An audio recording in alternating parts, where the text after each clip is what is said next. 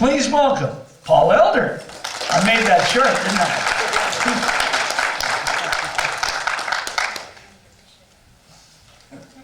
I'm going to talk today, I did this last year, and so I'm kind of worried about how many people that heard this presentation last year, but I'm going to twist it up a little bit, make it a little bit different, and add some new things to it, right? Because there are a lot of people that weren't here last year as well.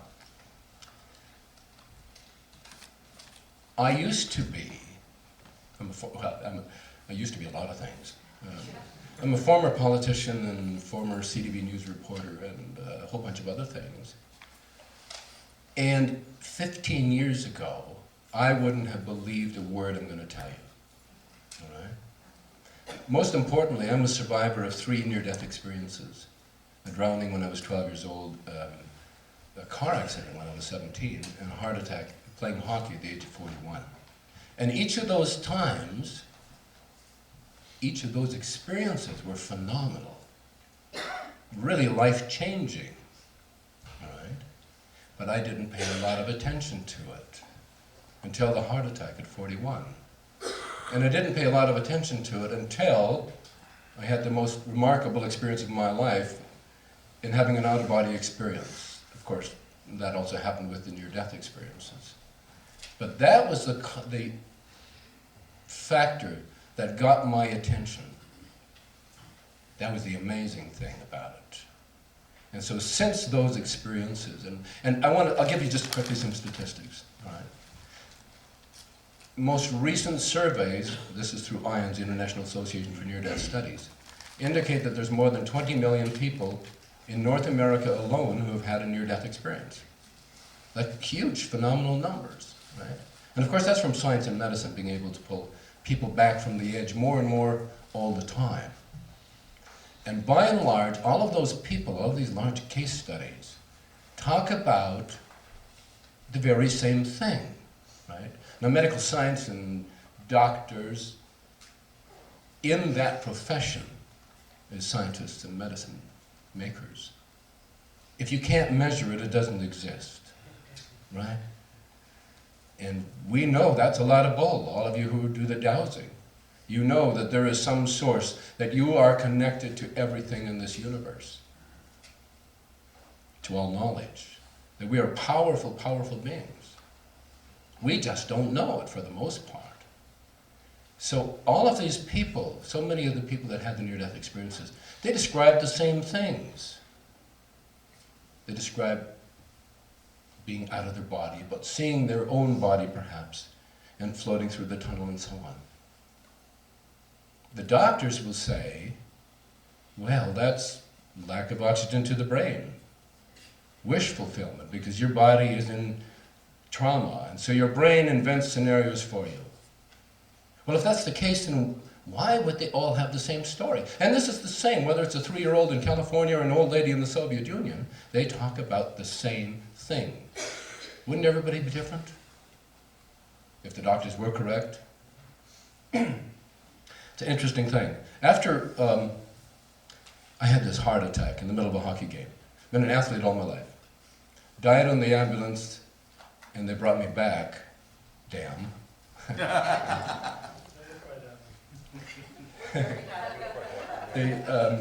I wasn't at the time. They brought me back in the hospital, and it's an interesting thing. Several days later, I was telling the nurse, I'm in the intensive care unit, and I was telling the nurse about this near-death experiences, about floating up to the ceiling of the ambulance and floating through it and going home and saying goodbye to my wife and kids before I went through the ceiling of the ambulance and headed off towards the light. And I was telling her about this experience, and the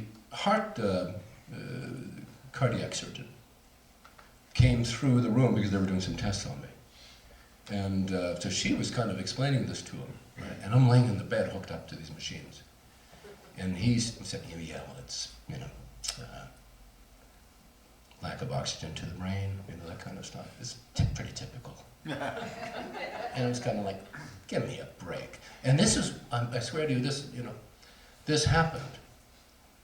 His beeper went off in his pocket, right? And he pulled it out, And he looked at it. And I just knew, because I knew the doctor, I knew his wife, and I knew their family. You know, I was the mayor of this small city of about 18,000 in Saskatchewan, called Swift Current. Right? And had been there for a long time. And it just came into my mind. And I said, it's your wife. You need to go and pick up Jill at school because her car's in the garage. And he kind of, what? And he walked out of the room. About 15 minutes later, he came back in, and he said, how could you possibly know that?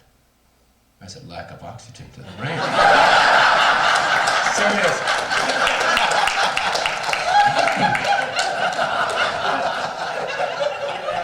I don't think he looked at it that way anymore. True story. You can't have an experience like that. You cannot be conscious and fully aware away from your body and your brain, the thing that you think you use for thinking, without having to re-examine who you are and your own consciousness. I'm going to tell you just quickly about, I had this remarkable experience when I was 12 years old of drowning, and I'll tell you quickly about that, because it's kind of neat, and you may have heard this before, all right?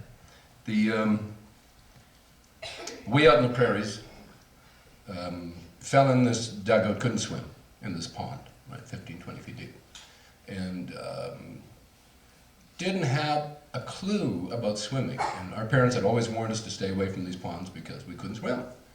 So our cousins and my little brother and I were on this raft in the middle of a dugout. And the older cousin decided that it would be really fun to shake this raft because my little brother and I were scared. We couldn't swim. I fell in the water because Murphy lives with me. And yeah, you guys know him?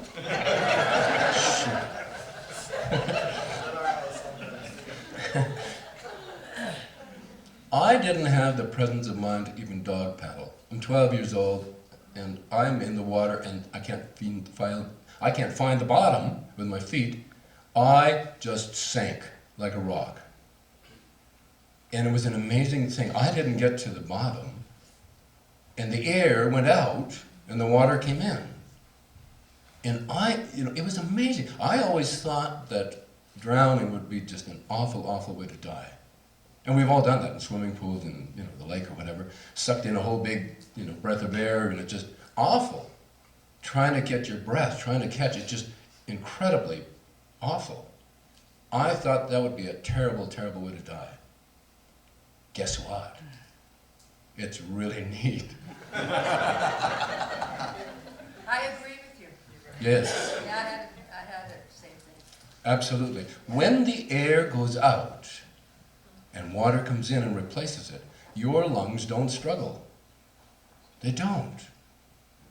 And an absolute peace and calm comes over you. Of course, eventually you're going to run out of oxygen, right? But there is such a wonderful peacefulness in that. There is no struggle. You don't need to breathe. And it makes sense, because that's how we came into this world. We spent the first 9 months in a liquid environment, right? And this remarkable condition that set into me. And I floated up again I may have kicked or something, floated up to the top, and then floated back down. My lungs completely full of water, or it seemed that way. And I got to the bottom, and I began to sink into the mud. And I sank down to my knees in the mud. And I just wanted to go to sleep. Lack of oxygen to the brain. I just wanted to sleep. And so eventually, I just faded and drifted into a sleep, unconscious. And I don't know how long it was. They tell me I was in the water for about 6 or 7 minutes. And I woke up. And it was one of those snapping sensations, like when you wake up from a dream or something like that. And it was just sort of like, I'm wide awake, but I'm standing in water still, or on my knees, and I was aware of that. But everything that changed around me was this huge bubble of energy. And inside this bubble was every color in the rainbow. It was really so remarkable and so beautiful. And all of these colors, each color, had a different feeling to it, a different vibration. And I so clearly remember, on my knees in this water, moving my hands through the air and watching the colors go right through my body. And each color felt different. Blue felt different than orange, and orange felt different than red and violet. And all of these wonderful, incredible vibrations were going through me, and I'm just absolutely amazed by this. And I began to think that this is pretty significant.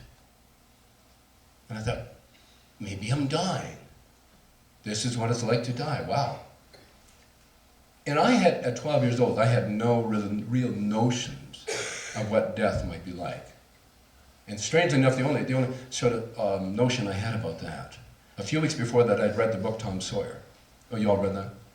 And remember in the book when Tom Sawyer is believed to have drowned in the Mississippi somewhere, and he arrives home at the back of the church in time for his own memorial service. Right?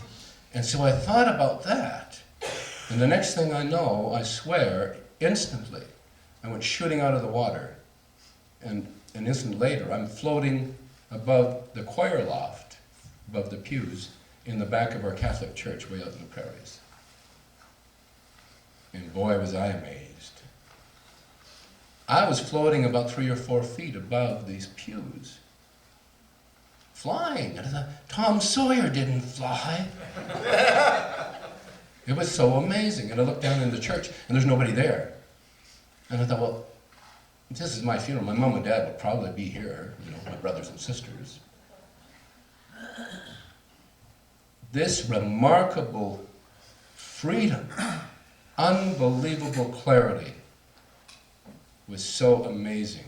And I found that I could, just with thought, I could move myself. And a couple of times I floated right over the edge, looking down 16 feet. And that was kind of scary. And so I'm floating there, mesmerized. And suddenly I feel this spasm in the center of my stomach.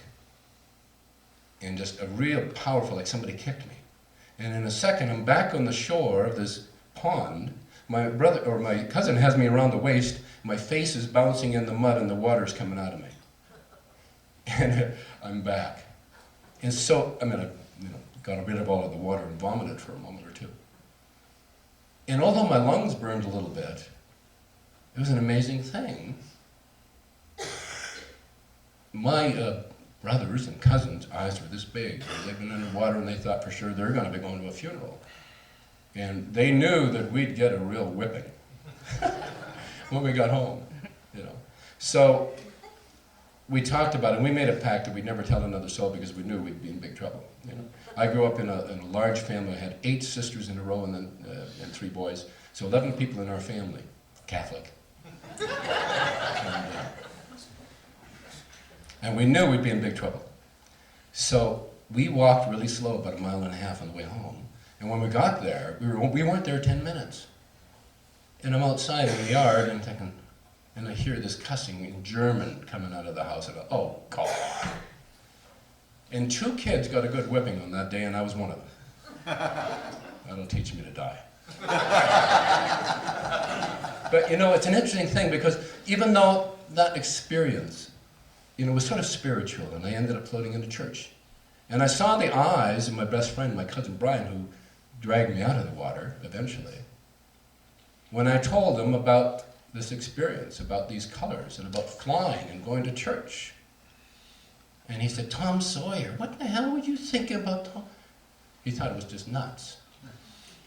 So I didn't tell a lot of people that anymore. Even I told my older sister, and she just sort of like, kids got water in the brain. Lack of oxygen. Yeah, lack of oxygen. I'll give you a tip. This happened in the first out-of-body experience. So profound, I could not deny the reality of this. So powerful, right? When I went back to my body, there was this snapping, jerking sensation. Just like a jolt. and I'm back in my body, and I thought, wow, that's what that is. Every night when you go to sleep, or lots of times, watch your kids, watch your husband or your wife dozing off, and as you get into that hypnagogic state and you start to drift into the dream world, you get these little snapping, jolting sensations in your body, right? That's your energy body coming back into your physical body. That's what that is. Those little jolts, and you can watch your kids doing that, all right? You start to drift away from your body in your energy body, but you're not quite asleep yet. And something startles you and you go, back in, right? That little jerking sensation. So pay attention to that. The next time you wake up in bed with a jerk.